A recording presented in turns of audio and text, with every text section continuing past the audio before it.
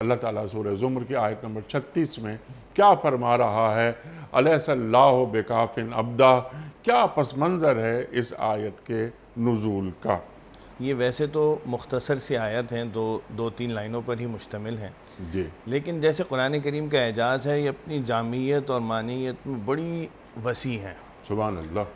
اس میں اس کے ایک شان نزول بھی ہے، آپ نے اس کو مختصراً بیان بھی فرمایا ہے، اشارہ کیا آپ نے اس کی طرف۔ البتہ اس میں مفسرین نے دو معنی لیے ہیں، ایک خصوصی معنی بھی لیا ہے، ایک عمومی معنی بھی لیا ہے۔ میں دونوں ایک ایک کر کے عرض کرتا ہوں۔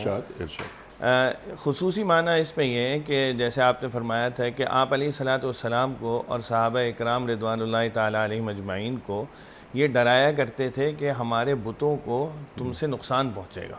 جی، اس کی وجہ کیا ہوتی تھی؟ وجہ یہ ہوتی تھی کہ آپ علیہ الصلاۃ والسلام بتوں کی عبادت سے منع کرتے تھے، اور یہ ایک بدیہی بات ہے کہ ایک بت، ایک بے جان چیز جس کو تم نے خود اپنے ہاتھوں سے تراشا، اس کو تم خدا ماننے کو تیار ہو؟ ارے خدا تو وہ ہوتا ہے جو تمہیں پیدا کرے، یہ خدا کیسا ہے کہ جس کے خالق تم ہو، سبحان تم اللہ، نے اس کو پیدا سبحان کیا، اللہ۔ مخلوق بنا کر اس کو خالق بنا لیا۔ ارے بھائی، یہ تو کچھ عقل میں آنے والی بات ہونی چاہیے کہ انسان جو انسان کو پیدا کرے وہ خالق ہے، نہ یہ کہ انسان جس کو پیدا کرے وہ خالق بن جائے۔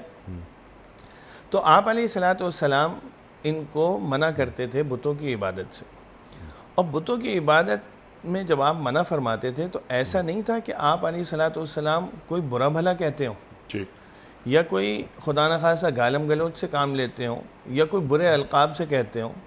آپ تو سمپلی بہت آسان الفاظ میں فرمایا کرتے تھے کہ بھائی یہ پتھر ہیں، ٹھیک، یہ لکڑی کے بت ہیں، بے جان ہیں، ان سے تمہیں ان کو خالق بنانا، ان کو معبود بنانا، ان کے آگے سجدہ کرنا، یہ کیسے درست ہے؟ ٹھیک۔